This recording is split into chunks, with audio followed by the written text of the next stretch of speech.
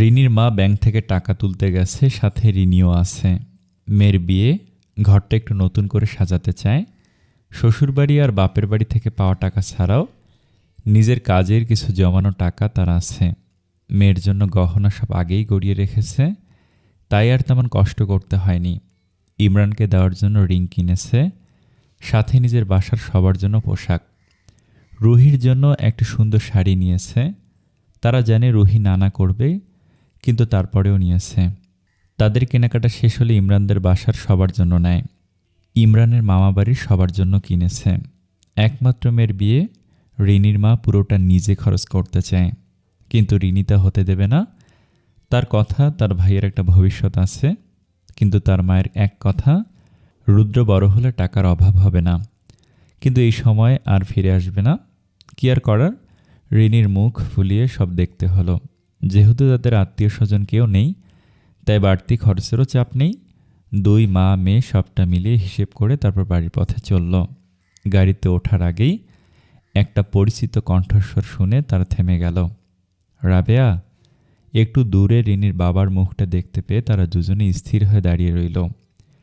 রিনির মায়ের হাত পা কেমন কাঁপতে লাগলো। এত বছরের পুরনো ক্ষত আবার তাজা হয়ে ধরা দিল। মনে মনে ভাবল, উনি আবার কেন আসলেন? আমরা তো তাকে ছেড়ে ভালোই ছিলাম। ছেলেমেয়ে দুটোকে একা মানুষ করেছি, কই তখন তো একবারও আসলো না। নিজের সন্তানকে তো একবারও মনে করলো না। আমার কথা না হয় বাদই দিলাম, একটা পশুও তো তার বাচ্চার খোঁজ রাখে, তাহলে ওনার কি একবারের জন্য মনে হলো না বাচ্চাদের কথা? রিনির বাবা তাদের কাছে এসে রিনিকে জড়িয়ে ধরে কেঁদে দিলেন, কিন্তু রিনির কোনো প্রতিক্রিয়া দেখালো না। সে সোজা হয়ে আছে। আমার মা, কত বড় হয়ে গেছিস তুই, একবার আমাকে বাবা বলে ডাক না, মাফ করে দে আমাকে, বাড়ি ফিরে চল। রিনির দুগালে হাত রেখে তার বাবা এসব প্রলাপ বকে যাচ্ছেন, কিন্তু তাদের কোনো হেলদোল নেই। আপনার কোথাও ভুল হচ্ছে, আমার কোনো বাবা নেই। আমার বাবা আমাদের ছেড়ে বহু বছর আগে মারা গেছে। কথাটা শোনার সাথে সাথে রাবেয়া চোখটা বুঝে গেল। সাথে সাথে চোখ বেয়ে দুফোঁটা নোনা জল বেরোলো। রিনি, চল, আমাদের দেরি হচ্ছে। দয়া করে তোমরা আমাকে ছেড়ে যেও না, আমার আর কেউ নেই তোমরা ছাড়া। দয়া করো আমার ওপর। কেন? যার জন্য আমাদের ছেড়ে গেলেন সে কোথায়? চলে গেছে। তোমাদের ঠকানোর শাস্তি আমি পেয়েছি। যাকে ভালোবেসে তোমাদের ছাড়লাম, তাকে টাকা পয়সা গাড়ি বাড়ির সুখ দিতে পারিনি, তাই অন্য এক পুরুষের হাত ধরে চলে গেছে। যাক, ভালোই হলো, তোমরা আমাকে মাফ করে দাও। আপনার ওপর কোনো রাগ ছিল না যে আপনাকে মাফ করে দেব। আমার ভাগ্যে যা ছিল তাই হয়েছে, কিন্তু আপনি যা চাচ্ছেন তা কখনোই সম্ভব নয়। আমাদের ডিভোর্স হয়ে গেছে, এখন আপনি আমার জন্য হারাম, তাই আপনাকে আর আমাদের জীবনে জড়াতে চাই না। এভাবে বলো না প্লিজ। এবার আমরা আসি, 2 দিন পর আমার মেয়ের বিয়ে, তার জন্য দোয়া করবেন। কি? আমার মেয়ের বিয়ে আর তুমি আমাকে বললে না? আমার কি কোনো দায়িত্ব নেই? ছেলেকে কি করে? আপনাকে এটা বলার কোনো প্রয়োজন বোধ করছি না। আপনার আগেও যেমন দায়িত্ব ছিল না, এখনও তেমন নেই। আর ছেলে, সে তো লাখে একটা মেলে। সে অন্য সব পুরুষের মতো না যে স্ত্রীকে সম্মান দিতে পারবে না, স্ত্রী থাকা সত্ত্বেও বাইরে অন্য মেয়ের দিকে ফিরে তাকাবে। যথেষ্ট জ্ঞানী মানুষ সে। রিনির বাবা বুঝলো আকার ইঙ্গিতে তাকেই কথাগুলো বলা হয়েছে। রিনি এতক্ষণ পাশে দাঁড়িয়ে তার বাবা মায়ের কথা শুনছিল। মেয়েরা খুব বেশি বাবা ভক্ত হয়, তাই রিনিরও খুব মায়া হলো, কিন্তু নিজেদের বিষাক্ত অতীত চোখে ভাসতেই আবার মনটা বিষিয়ে গেল। রিনির বাবা হঠাৎ তার হাত ধরে বলল, আমাকে ক্ষমা করে দিও মা, এ জীবনে তোমার জন্য কিছুই করতে পারিনি। শুধু একটা জিনিস দেব তোমাকে, রেখো কেমন? তারপর কাপা হাতে তার পকেট থেকে একটা সোনার আংটি বের করলো, রিনির হাতে গুজে বলল, বিয়ের দিন এটা পড়ো কেমন? জীবনে একবার হলে পড়িও। তোমাদের আমার কথা ভাবতে হবে না, আমি ভালো আছি, পারলে আমার পরিবারকে ক্ষমা করে দিও, সাথে আমাকেও, যাও তোমরা। তারপর তিনিও সেখান থেকে চলে গেল। রিনি আর তার মা কিছু পলক সেদিকে তাকিয়ে তাদের গন্তব্যে হাঁটা ধরল। তারা চলে যেতেই ভদ্রলোক আবার আড়াল থেকে বেরিয়ে এলো। তাদের দিকে তাকিয়ে মনে মনে বলল, আজকে আমার কাঁধ থেকে একটা বড় বোঝা নামলো। আজ 15 বছর থেকে তোমাদের খুঁজি, নিজের ভুলের শাস্তি থেকে বাঁচার জন্য। এ যন্ত্রণা আর নেওয়া যায় না, বুঝলে? 10 বছর আগে টাকা জমিয়ে ওটা গড়িয়েছিলাম। যদি কোনো দিন দেখা হয় তাহলে দেব। শুধু আল্লাহর কাছে বারে বারে চেয়েছি মৃত্যুর আগে যেন একবার তোমাদের দেখা পাই, আজকে তার সুযোগ হলো, ভালো থেকো। তারপর তিনিও সেখান থেকে চলে গেলেন। রিনিরা গাড়িতে উঠেছে, বসার সাথে সাথেই পিছনে পিঠ হেলিয়ে দিলেন। রিনি শুধু মায়ের দিকে তাকিয়ে থাকলো, বলল না কিছু। তাকে কিছু সময় দেওয়া দরকার। এদিকে রাবেয়া চোখ বুজে তার অতীত ভাবতে লাগলো। সেদিন ছিল ঈদের পরের দিন। হঠাৎ করে তার শাশুড়ি এসে বলল, তোমার আর এখানে কাজ নেই। যার জন্য আসো সে তো অন্য মানুষ জুটিয়ে ভেগে গেছে। স্বামী ধরে রাখতে পারো না, কেমন মেয়ে মানুষ তুমি? তোমার তো মেয়ে হয়ে জন্মানোটাই হয়েছে পাপ। আমার হয়েছে কপাল, এমন মেয়ে এনেছি যে স্বামী তাকে চোখে দেখতে পারে না। তোমার তো মরে যাওয়া উচিত। কী সব বলছেন আপনি? আমি কোথাও যাব না। উনি এমন করতে পারে না। সে আবার আসবে। না, আসবে না। লাইজুরি নিয়ে ভাগছে। আর উনি আইসে আবার আইবে। এসব দিবা স্বপ্ন, বুঝলে? আপনারা আমার সাথে এমন করতে পারেন না। আমি নিজে আপনাদের কাছে আসিনি, আপনারা এনেছেন। আপনার ছেলে না ফিরে আসলে আমি থানায় মামলা করব। কি? তুই আমারে থানা পুলিশের ভয় দেখাও? তুই জানো আমি কে? 2 পয়সা দিলে থানার ওসি দারোগা সব চুপ হইয়া যাবে। তখন তোর কি হইবে? বলেই তার গালে ঠাস ঠাস করে 2টো থাপ্পড় দিল। পাশে ছোট ননদ দাঁড়িয়েছিল, সেও চুলের মুঠি ধরে দরজায় বাড়ি দিল। তখন আবার শাশুড়ি বলল, বের হয়ে যায় আমার বাড়ি থেকে। তোর আমার এ বাড়িতে কোনো জায়গা নেই। মহিলা হইয়া পুরুষকে সুখ দিতে পারো নাই? কেমন মহিলা তুই? তুই আমার পোলারে ঠিকঠাক সুখে রাখলে কোনোদিনও এ কাজ করতে পারতো না সে। আমার বাড়ির অন্য তোর জন্য না। তারপর সে রিনিকে আর 2 মাসের দুধের বাচ্চা রুদ্রকে নিয়ে এক কাপড়ে ও বাড়ি থেকে বেরিয়ে আসে, চলে যায় বাপের বাড়ি। সেখানে 2 দিন থাকার পর বুঝলো ভাইয়ের বউরা তাকে ভালোভাবে নিচ্ছে না। তার এখানে থাকাটাই তাদের সব কিছুতে ভাটা পড়েছে, এমন হাবভাব। তারপর 2 বাচ্চা নিয়ে বেরিয়ে যায় অজানার পথে। শেষে গিয়ে ঠেকল ওই গ্রামে। সেখানে সে সব পেয়েছে। 3 বছর স্বামী আর ভাইদের জন্য অনেক অপেক্ষা করেছে, হয়তো তারা কেউ নিতে আসবে এই ভেবে। কিন্তু তারা কেউই খোঁজ রাখেনি। তারা খোঁজ পাবে এমন কোনো পথও ছিল না। আবার গেল 3 বছর পর সেই চিরচেনা জায়গায়। আড়াল থেকে দেখল স্বামী তার নতুন বউকে নিয়ে বেশ সুখে আছে। চোখ দিয়ে টপ টপ করে পানি ঝরল। অল্প বয়স্কা নারী স্বামীর সাথে অন্য মেয়ে কিছুতেই সহ্য হলো না। তাই রাগের বশে গেল বাড়ির ভেতরে ঢুকে। তার স্ত্রীকে তার পরিচয় দিতেই সে কেঁপে উঠল, আর বলে দিল কোনো কিছুর ভাগেই তিনি দিতে দেবেন না।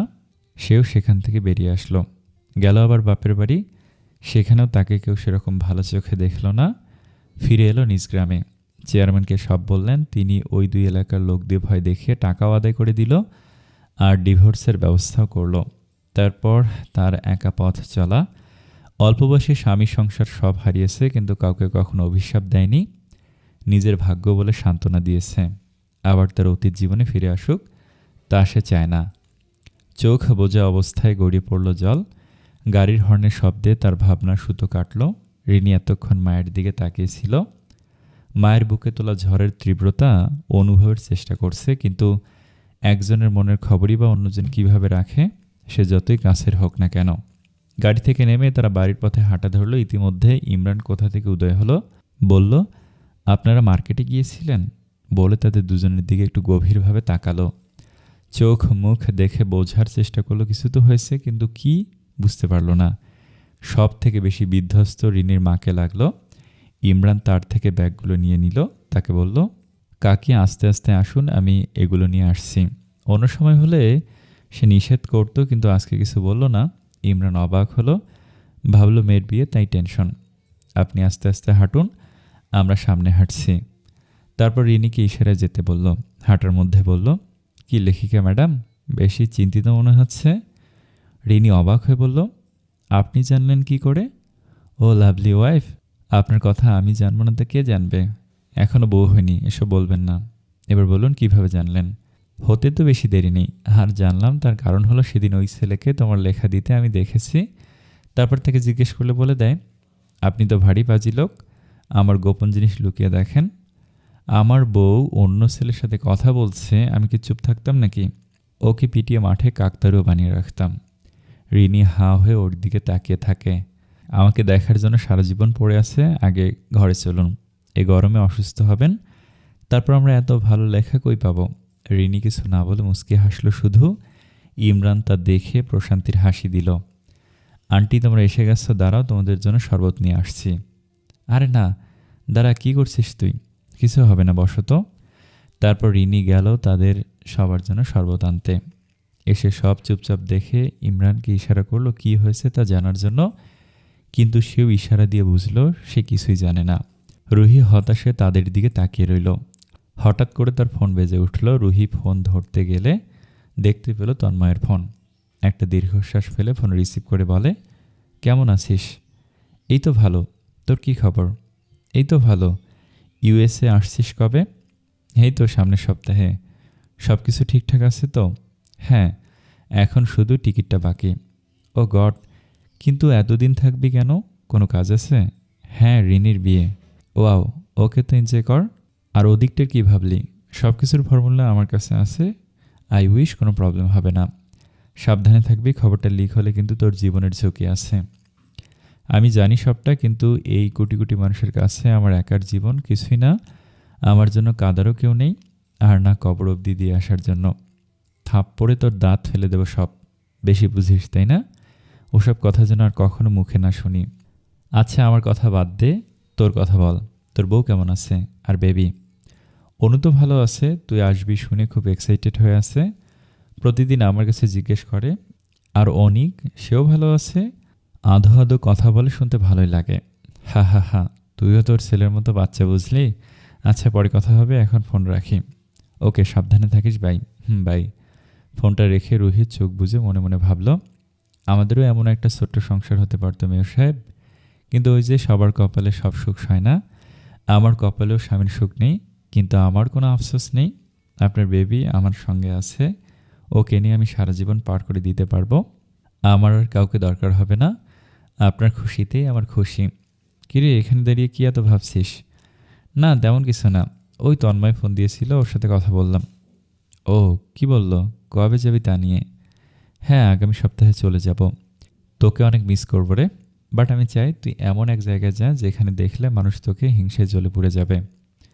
আমাকে পারতে হবে রে। আমি এখান থেকে দূরে পালিয়ে যেতে চাই, যেখানে আমার কোনো ভয় থাকবে না, কারো থেকে পালিয়ে বাঁচতে হবে না। দুঃখ করিস না, একদিন এই আধার কেটে যাবে, নতুন সূচনা হবে। তখন তখন তোর সুখ দেখে আকাশের চারটা হিংসে করবে। একটু তাচ্ছিল্যর হেসে রুহি আবার বলল, কি কি আনলি, আমাকে দেখাবি না? হ্যাঁ চল, তোকে না দেখানো অবধি আমার মনটা শান্ত হবে না। পাগল একটা, চল এখন। তারপর সবার জন্য যা যা আনলো আর যা যা টুকটাক জিনিস কিনলো তা দেখালো। রুহিকে ওর জন্য আনা শাড়িটা দিয়ে রিনির মা বলল, দেখ তো মা, এটা তোর পছন্দ হয় কি না? এটা খুব সুন্দর আন্টি। আমার আর দেখতে হবে না, তোমাদের চয়েস আসলে বেস্ট। রাবে বেগম প্রশস্ত হাসলেন। তারপর সব কিছু গোছগাছ করে বাড়ির অন্যান্য কাজ করতে লাগলো। আলভি, আজকে তোমরা কেউ আমার সাথে আসবে না। এটা হবে না স্যার, তোমাকে আমি অ্যাক্সিডেন্ট করিয়ে মেরে দেব। সেটা আপনি পারবেন না স্যার। আমি কি পারি না পারি তুমি সেটা এখনও জানো? জানি স্যার, কিন্তু আমার সাথে আপনি এসব পারবেন না। সিরহান ফোঁস করে একটা শ্বাস ছাড়ল। বুঝলো একে বুঝিয়ে লাভ হবে না। তার মায়ের রুমে চলে গেল। মা, আসবো? হ্যাঁ আয়। কেমন আছিস? ভালোই আছি। তোমার শরীরের কী খবর?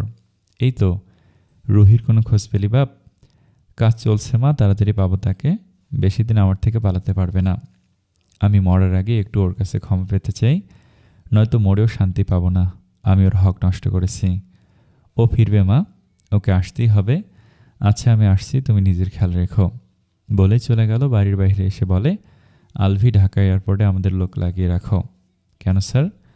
আমার মনে হয় রুহি দেশ ছাড়তে পারে। কিন্তু স্যার, ম্যাম একা আমি কোথায় যাবে? টাকা থাকলে যাওয়ার জায়গার অভাব হয় না।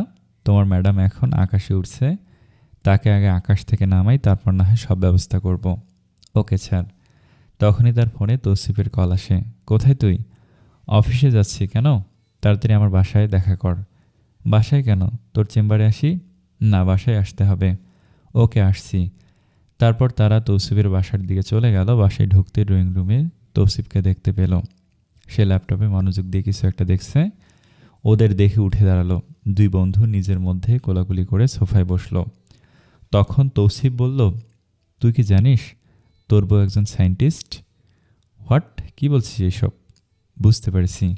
তখন তৌসিফ তার বউ অনামিকাকে ডাক দিল। অনামিকা আসার পর বলল, হ্যাঁ ভাইয়া, রুহি আপু অনেক মেধাবী একজন স্টুডেন্ট ছিল, যার জন্য আমাদের প্রফেসর তৌকির আহমেদ তার রিসার্চের কাজে তাকে নিয়ে নেয়। কিন্তু কী বিষয়ের ওপর রিসার্চ তা আমি জানি না। তখন তৌসিফ বলতে শুরু করে, ওর রিসার্চ কিসের ওপর তা এখনও আমিও জানতে পারিনি। আর সবচেয়ে আশ্চর্যের বিষয় হলো সে কোনো রিসার্চের সাথে আছে কি না তা নিয়ে পেপার বা নিউজে কোনো আর্টিকেলই নেই। বেশিরভাগ মানুষ তো ওই মেয়েটা মানে অনন্যা ইসলাম ওকে নিয়ে বেশি মাতামাতি করছে, আর এনএসইউ এর কোনো টিচার কোনো একটা সেন্সিটিভ বিষয় নিয়ে গবেষণা করছে, তারও কোনো নিউজ নেই। এটা কেন হলো? ও এসব রিসার্চ কীভাবে করে? গত 2.5 বছরেও বাড়ির বাইরে কোথাও বের হয়নি। আমারও এই প্রশ্ন মনের মধ্যে ঘুরপাক খাচ্ছে। ভাবি, রিসার্চার হলে গত 2.5 বছরে তার রিসার্চ বন্ধ থাকার কথা না, তাহলে সেটা সে কিভাবে চালালো? এর পেছনে রহস্য কি? আচ্ছা, তুই তোর কাজ কর, আমি আসছি। ওকে। তারপর সিরহানরা বেরিয়ে এলো। সিরহান সোজা গাড়ি চালিয়ে বাড়ির দিকে গেল। স্যার, এটা তো আপনার বাসার রাস্তা, ওখানে কেন যাচ্ছেন? কথা বলো না আলভি, আমাকে আমার কাজ করতে দাও। তারপর দুজনে বাড়িতে গিয়ে প্রথমে তার রুমের তালা খুলে রুহির ড্রয়ার হাতালো। সেখানে তেমন কিছুই ছিল না, শুধু এক কোনায় হ্যান্ড গ্লোভস ছিল। সেটা সিরহান হাতে পরে নিল। তারপর দৌড়ে ছাদে চলে গেল। সেখানে গিয়ে দেখল স্টোর রুমে রাখার সব জিনিস আগের মতোই আছে। এখানে রুহি সাহিত্য আর সায়েন্স ফিকশনের বই পড়ত, নিজের পার্সোনাল লাইব্রেরি বানিয়েছিল। সিরহান ইচ্ছে করে একটা বই হাতে নিল। সেটার মলাট হলো রবীন্দ্রনাথের গীতাঞ্জলি উপন্যাসটা। কিন্তু সেটা খোলার পর সিরহান অবাক হলো, তার মধ্যে গীতাঞ্জলির কিছুই নেই। ওটা একটা রিসার্চের বই। এটা বিভিন্ন সময়ের বিভিন্ন ভাইরাসের কাজ, তার প্রতিটি মুভমেন্ট, এর সব কিছু বলা আছে। যদিও এটা প্রথম খণ্ড ছিল। তারপর সিরহান একে একে সব বই দেখল। এখানে প্রতিটি বইয়ের মলাট কালজয়ী সাহিত্যকদের থাকলেও ভিতরটা বিজ্ঞানের জিনিসে ভরা। Rabindranath, Saratchandra, Nazrul, Michael, Jibanananda, Milton, William Shakespeare, তাদের সবার বইয়ের ভেতরের অংশটা ছিঁড়ে সেখানে বিভিন্ন রিসার্চের বই রাখা। আর এগুলো বোঝার জন্য সাংকেতিক চিহ্ন ও ব্যবহার করা হয়েছে। সিরহান বুঝল এ রুমে যা কিছু চোখের সামনে আছে পুরোটাই একটা গোলক ধাঁধা। এখানে সামনে যা আছে আসলে কিছুই সত্যি না। সিরহান প্রতিটি বুক সেলফ চেক করতে লাগলো। বড় বুক সেলফের নিচে কিছু একটা তার পায়ে ঠেকলো। সেটা হাত দিয়ে টেনে বাইরে বের করলো। তালা দেওয়া ছিল না, তাই তার খুলতে সমস্যা হয়নি। ভেতরের জিনিসপত্র দেখে আরও অবাক হলো। টেস্ট টিউব, বিকার, বিভিন্ন অ্যাসিড ও ক্ষারের বোতল, ইলেকট্রনিক অনুবীক্ষণ যন্ত্রের লেন্স, অন্য একটা বক্সে বিভিন্ন প্রাণীর ডিএনএ স্যাম্পল, আরও অনেক কিছু। এটা দেখে সিরহান বুঝতে পারল রুহি এখানে বসে অনেকবার তার রিসার্চের মেডিসিন অ্যাপ্লাই করেছে অনেক বোবা প্রাণীর ওপর, কিন্তু সবগুলোর ওপর মেডিসিন কাজ করেনি। তারপর আবারও সব কিছু চেক করতে গিয়ে দেখলো সেলফের পিছনে একটা ব্ল্যাক জ্যাকেট আর জিন্স। এটা তার কাছে কেমন চেনা চেনা লাগছে। সিরহান চোখ বুজে ব্রেনে চাপ দিতেই মনে পড়ল এই পোশাক পরা একজনের সাথে সে 1 বছর আগে ধাক্কা খেয়েছে। বুঝলো এটা পরে রুহি বাসা থেকে বের হতো। সে সেদিনও এমন বের হয়েছিল, কিন্তু পথে সিরহানের সাথে ধাক্কা খায়। মাথায় ক্যাপ আর মুখে মাস্ক থাকার কারণে সিরহান ওকে দেখে চেনেনি। তখন তাড়াহুড়ো করে সরি বলে চলে গিয়েছিল। কোনো জরুরি আছে ভেবে সিরহান আর পাত্তা দেয়নি। হঠাৎ করে সিরহানের মনে পড়ল রুহি বের হতো কোথা দিয়ে। তাই সে দৌড়ে ছাদে চলে আসে। চারপাশটা ভালোভাবে চোখ বুলিয়ে দেখে। পেছনের ছাদের দিকে চোখ যেতেই দেখে রুহির লাগানো গোলাপ গাছের চারা। মোটামুটি একটা গোলাপ বাগান, দেশি বিদেশি মিলে এখানে 100 গোলাপ গাছ আছে। সিরহান সেদিকে গেল। রেলিংয়ের কাছে গিয়ে কিছু পেল না, কিন্তু রুমের জানালায় একটা সুতি শাড়ি রাখা। সিরহান শাড়িটা এনে ছাদ থেকে নিচে মাটিতে লম্বা করে ফেলল। এবার বুঝল এই শাড়ি দিয়েই রুহি ছাদ বেয়ে নামতো। আর এই ফুল গাছ তো ছিল মাত্র দেখানোর জন্য।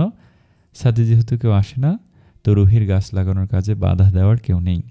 সবাই ভাবতো রুহি গাছের পরিচর্যা করে আর এদের সাথে সময় কাটায়, কিন্তু রুহি ভেতরে তার রিসার্চের কাজ করত। আর যখন বাইরে যাওয়ার প্রয়োজন থাকতো তখন শাড়ি বেয়ে নামতো, কারণ মেইন গেটে গার্ড আছে। পিছনে ছোটোখাটো এক জঙ্গল, তাই এটার প্রতি মাথা ঘামাবে না কেউ। এভাবেই সবাইকে ঘোল খাইয়ে রুহি এসব করতো। মনে মনে ভাবল, কতই না বোকা বানালে তুমি, এই 2.5 বছরে তোমার আর কত রূপ দেখতে হবে বউ। তারপর সেখান থেকে বেরিয়ে গেল। 2 দিন পর আজকে রিনি আর ইমরানের গায়ে হলুদ। ওদের ইচ্ছে অনুযায়ী খুবই সাদামাটাভাবে আয়োজন করা হয়েছে। দুজনেরই একসাথে হবে। রিনিকে রুহি আর ইমরানের কাজিনরা মিলে সুন্দর করে সাজিয়ে দিল। হলুদ শাড়ির সাথে কাঁচা ফুলের গহনায় ভালোই লাগছে দেখতে। রিনি নিজেই নিজের দিকে মুগ্ধ হয়ে তাকিয়েছিল, তা দেখে সবাই কিছুটা হাসাহাসি করল। তারপর তাকে মহিলারা আসছে হলুদ ছোঁয়ানোর জন্য নিয়ে যেতে। রিনি রুহির দিকে তাকে বলল, কিরে তুই যাবি না? না রে, আমার এত কোলাহল ভালো লাগে না, আমি এখানেই ঠিক আছি, আমি দূর থেকে সবটা দেখব। এটা কেমন কথা? দূর থেকে দেখবি? দূর থেকে দেখতে মজা পাওয়া যায় নাকি? আরে মজার দরকার নেই, তুই যা না, ওনারা বসে আছেন। ওকে, তুই না গেলে আমিও যাচ্ছি না, হলুদ ক্যান্সেল। এসব কি বোকার মতো কথা বলছিস? যা তো, আমার ভালো লাগছে না, শরীরটা কেমন করছে, তুই তো জানিসই এত কোলাহলের মাঝে আমার থাকা উচিত না। সত্যি বলছিস তো? 100% সত্যি বলছি ম্যাডাম, এবার আপনি যান, ওনারা ওয়েট করছে। আচ্ছা, একা থাকতে ভয় লাগলে চলে আসিস, শিওর। রিনি চলে গেলে রুহি একাই ঘরে বসে থাকে। ভাই, তুমি কি কিছু জানতে পেরেছো রুহির ব্যাপারে? তোর বান্ধবী তো আমাদের সকলের ধরাছোঁয়ার বাইরে রে সারিন। মানে কি বলছো তুমি? তারপর সিরহান সারিন সবটা বুঝিয়ে বলল। হেমাক্সো এক্স ভাইরাস। কি বললি তুই? হ্যাঁ, এটার বিষয়ে রুহি গবেষণা করছে, আমি শিওর। আমি ওর ডায়েরিতে এমন একটা শব্দ পেয়েছিলাম, গুগলে ঘাটাঘাটি করে জানতে পারলাম এটা 2028-এর দিকে পৃথিবীতে হানা দেবে। কিন্তু আমি ওকে জিজ্ঞেস করলে বলে এটাও এমনিতেই রেখে দিয়েছে। শুধু নাম না, এই ভাইরাসের যত যা আছে এর পুরো হিস্ট্রি ওর কাছে আছে। আমি ভাবতাম ও এমনি ভালো লাগা থেকে এসব করে, কিন্তু এসব ওয়েট, আমাকেও একটু এটার বিষয়ে সবটা দেখতে হবে। সিরহান গুগলে সার্চ করে, যা পেল তাতে অবাক হলো। সারিনও তার সাথে দেখতেছিল। সারিন অবাক হয়ে বলল, এই ভাইরাসটা নিয়ে কাজ করছে এ সময় প্রখ্যাত সায়েন্টিস্ট অনন্যা ইসলাম। তিনি একজন ভারতীয় এবং এটার জন্য তার জীবন ঝুঁকি আছে, কারণ চীনারা তার গবেষণার ব্যাপারে জানতে পেরেছে। কিন্তু এসব কিছু রুহির কাছে কেন? হয়তো রুহিও এই সেম ইস্যু নিয়ে রিসার্চ করছে। আমি কিছু ভাবতে পারছি না ভাই। ও অসুস্থ, ও এই সময় বাড়ি থেকে বেরিয়ে গেল, কোথায় আছে, কি করছে, কার সাথে আছে, কিছু তো জানি না। আমার মনে হয় রুহি আমাদের থেকে পালানোর জন্য দেশ ছাড়বে। কিন্তু ও কোথায় যাবে? বিদেশে কার কাছে থাকবে?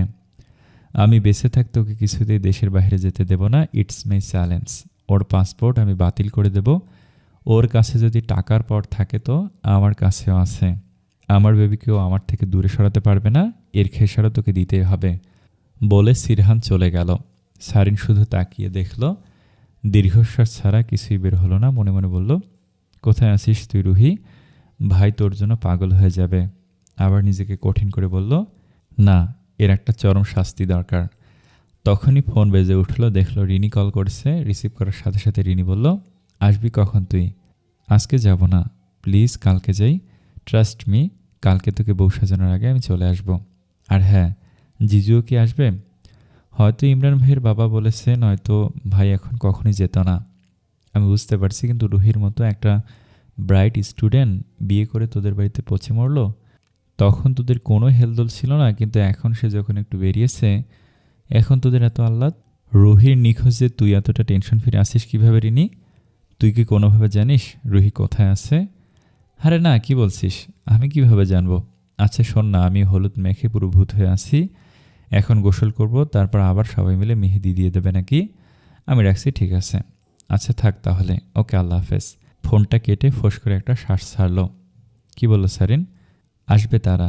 সারিন খুব সকালে আসবে, আর জিজু দুপুরের দিকে। কাকা নাকি জিজুকে আসতে বলেছে। এখন কি হবে তাহলে? তুই তাদের থেকে লুকিয়ে বাঁচতে এখন আমার বিয়েতে মজা করতে পারবি না? বিয়েটা ইমরান ভাইয়ের বাড়িতে হলেও ভালো হতো, তাহলে আমি এখানে থাকতে পারতাম। এসব এখন বাদ দে, আগে বল কি করবি? আইডিয়া, বোরকা পরে থাকবো, চোখ ছাড়া কিছু দেখা যাবে না, একদম এমনভাবে থাকবো, আর খাবার সময় হলে রুদ্রকে বলবো আমার ঘরে খাবার দিতে। ও, তাহলে তো সব ঠিকই আছে। এমন করে কালকের দিনটা পার করে দিতে হবে। হ্যাঁ, আচ্ছা যা, তুই রেডি হয়ে আয়, মেহেদি দিতে হবে। যাচ্ছি। চীনের ইহুনের এক বহুতল ভবনে কিছু যুবকের মিটিং চলছে। তাদের কথার একটাই টপিক, ভারতীয় সায়েন্টিস্ট মিস অনন্যার থেকে ভাইরাসের ফর্মুলা যে করে হোক পাওয়া। তারা সেটা তাদের নিজেদের দেশের সরকারের কাছে ও বাইরের দেশের কাছে চড়া দামে বিক্রি করে বিপুল অর্থের মালিক হবে। এবং তারা এটাও জানে এই ফর্মুলা পাওয়া এতটা ইজি হবে না, কোনোভাবে ধরা পড়লে তাদেরকেও প্রাণ হারাতে হবে। তাই তারা তাদের একজনকে হায়ার করেছে যে ভারতে যাবে সেটা উদ্ধার করতে। সে যদি চীনা পাসপোর্টে যায় তাহলে তার ওপর ভারতীয় সেনাবাহিনী বা পুলিশের নজর থাকবে, তাই তারা ব্যাপারটাকে ঘোরাতে দক্ষিণ কোরিয়ার নাগরিক হিসেবে যাবে। তারা ওই লোকের জন্য জাল সব কিছু বানিয়ে তার হাতে তুলে দিল। ইয়ংশিন, এই তোমার পাসপোর্ট ভিসা। আই উইশ অন্যান্য সব মিশনের মতো এই মিশনও তুমি সাকসেসফুল করতে পারবে।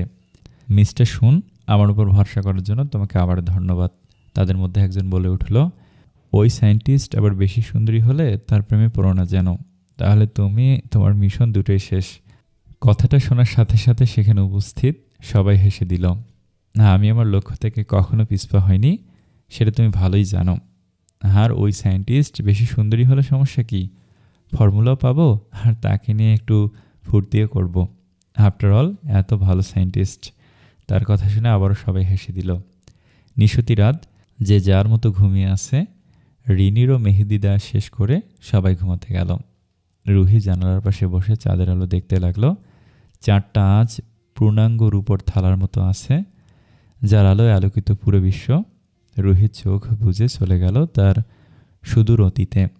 চাঁদচু, আজকে আমাকে স্কুলে দিয়ে আসবে তুমি? কেন, ড্রাইভার কই? সেই তো তোকে নিয়ে যাবে। আজমল, আজমল। জি স্যার বলুন। ওকে নিয়ে যেতে বলছি না আমি? তারপরও আমার কাছে কি চায়? তোমাকে কি বসিয়ে বসিয়ে টাকা দেবো নাকি? দুঃখিত স্যার, আমি বলেছিলাম কিন্তু রহিম আপনি শোনেনি। আর যেন কোনোদিন ওকে আমার সামনে এসে এভাবে ডিস্টার্ব করতে না দেখি। আচ্ছা স্যার। রহিম আপনি তুমি চলো। রুহিও মনে দুঃখ পেয়ে ড্রাইভার আঙ্কেলের সাথে চলে যায়। ছোটবেলা থেকে জোরে কাঁদতে পারে না রুহি, চুপ করে থাকতেই চোখ দিয়ে পানি বের হয়। রুহিকে কাঁদতে দেখে ড্রাইভার আঙ্কেল ওকে কোলে নিয়ে চলে গেলেন। গাড়িতে রেখে বলে, দেখ মামনি, আর কাঁদে না, আমি তোমাকে সামনের দোকান থেকে আইসক্রিম কিনে দেবো। কান্না বন্ধ করে রুহি বলে, সত্যি তুমি দেবে? প্লিজ দেও না, আমি তোমার সব কথা শুনবো। এই তো ভালো মেয়ে। তারপর ড্রাইভার আঙ্কেল সামনের দোকান থেকে আইসক্রিম কিনে দিল। ছোট্ট রুহি তখনকার মতো সবটা ভুলে গেল। বিকেলে দুপুরের স্কুল ছুটির পর সব ছেলেমেয়েদের অভিভাবক তাদের নিতে এসেছে। সবাই তাদের বাবা মায়ের সাথে হেসে খেলে কথা বলছে। আজকে কি হয়েছে, ক্লাসে কি করছে সবটা। কিন্তু রুহি সব শুধু চেয়ে চেয়ে দেখল। তার বলার মতো কেউ নেই। একটু পর ড্রাইভার আঙ্কেল আসলো, বলল, মা চলো আমরা যাই। রুহি তার হাত ধরে হাঁটা শুরু করলো। হঠাৎ করে বলল, আচ্ছা আঙ্কেল, তুমি কি জানো আমার নানুবাড়ি কোথায়? আজমল সাহেব একটু থতমত খেয়ে বলল, না, আমি কিভাবে জানবো? তাদের কি আমি দেখেছি নাকি? তাদের তো দেখিনি আমি। ও আচ্ছা, তাহলে ঠিক আছে, আমাকে আবার একটা আইসক্রিম কিনে দেবে? না শোনা, আবার আইসক্রিম খেলে তুমি অসুস্থ হয়ে পড়বে, তখন তোমাকে দেখার জন্য কেউ থাকবে না। কেন, মামনি আসছে না? ড্রাইভার আঙ্কেল একটু তাচ্ছিল্যের হাসি দিয়ে বলল, সেও তোমার সেবা করবে না মা, তার নতুন সংসারে সে ব্যস্ত। কথাটা খুব সহজ মনে হলো ছোট রুহির মাথায়, তার কিছুই ঢোকেনি, কিন্তু বড় হওয়ার সাথে সাথে সবটা ক্লিয়ার হয়েছে। তারপর তারা বাড়িতে চলে গেল। এভাবেই দিন কাটতে লাগলো। রুহি একা একা বড় হতে লাগলো। তার মাও তার থেকে দূরে চলে গেল। কত রাত যে মায়ের জন্য কেঁদেছে, তাকে পাশে চেয়েছে কিন্তু পায়নি। রুহি যখন ক্লাস 4-এ তখন বাসায় এসে তার বাবা মাকে খুব খুশি দেখে। তখন তার সাথে তাদের আকাশ সমান দূরত্ব। নিজের খুশি নিজের সাথে ভাগ করে নেয়। আর তার বাবার ছবির সাথে, বাবার ছবির কাছে এসে ঘন্টার পর ঘন্টা কথা বলতো। তাদের বাবা মেয়ের মাঝে তখন কেউ আসতো না। স্কুলের রেজাল্টে প্রতিবার ফার্স্ট হতো, তখন দৌড়ে রুমে এসে দরজা বন্ধ করে দিল। এভাবে চলতে থাকে। ওই দিন বাড়ির কাজের মহিলার কাছে জিজ্ঞেস করে জানে তার নতুন ভাই বা বোন হবে। তখন খুব খুশি হয়ে দৌড়ে বাবার কাছে গিয়ে সব বলে, কিন্তু মনে মনে ভাবে তার ভাই বোনও যদি তাকে দূরে সরিয়ে দেয়, তে আবার নিজের খুশিটাকে দূরে সরিয়ে রাখে। কয়েক মাস পরে শুনে তার বোন হয়েছে, কিন্তু সে তো হসপিটালে, রুহিকে কে নিয়ে যাবে? তাই সে বাসায় থাকে। বাড়িতে তার বোনকে আনা হলে সে খুব খুশি হয়ে জুহির সাথে মেশে, কিন্তু এটা আকরাম খান একটুও চোখে দেখতে পারে না। 1 বছর পর জুহি একদম রুহির প্রাণ হয়ে যায়। রুহিকে ছাড়া তার চলে না। তখন আকরাম খান সিদ্ধান্ত নেয় জুহিকে রুহির থেকে আলাদা করার। ক্লাস 5-এই তাকে বোর্ডিং স্কুলে পাঠিয়ে দেয়। সেখানে রুহি আরও একা হয়ে পড়ে। তার ওপর হোস্টেলের মেয়েদের টিস তো আছেই। তাকে নরম পেয়ে সবাই যে যার মতো জ্বালাতন করতে লাগলো। এভাবে 3 বছর কেটে যায়। একদিন ড্রাইভার আঙ্কেল এসে রুহিকে বলে তার জন্য একটা সুখবর আছে। তাদের উকিলও সাথে এসেছে এবং বলে যে তার বাবা মৃত্যুর আগে রুহির নামে কয়েক কোটি টাকা রেখে গেছে এবং দলিলে এটা লিখে গেছে যে এই টাকা শুধু রুহির। রুহি বাদে এই টাকা কেউ নিতে পারবে না। আর তার মতো যদি রুহিও মরে যায় তো এই সব টাকা এতিমখানার নামে চলে যাবে। তারপর রুহি হোস্টেল থেকে বাড়িতে চলে আসে। তাকে দেখে আকরাম খান অনেক রাগারাগি করে, তাকে কিছুতেই এ বাড়িতে রাখবে না, অনেক ঝামেলা করে। সাথে রুহির মাও স্বামীর কথায় সায় দেয়। রুহি ভেবেছিল জুহি অন্তত তার সাপোর্ট করবে, কিন্তু না, এ বাড়িতে আসার পর থেকে জুহি তার সাথে খারাপ আচরণ শুরু করে, তাকে নিজের শত্রু ভাবা শুরু করে। রুহি আবারও একা হয়ে যায়, আবার নিজের মতো একা বড় হতে থাকে। তারপর ড্রাইভার আঙ্কেলকে বলে বাসার পাশের স্কুলে ভর্তি হয়।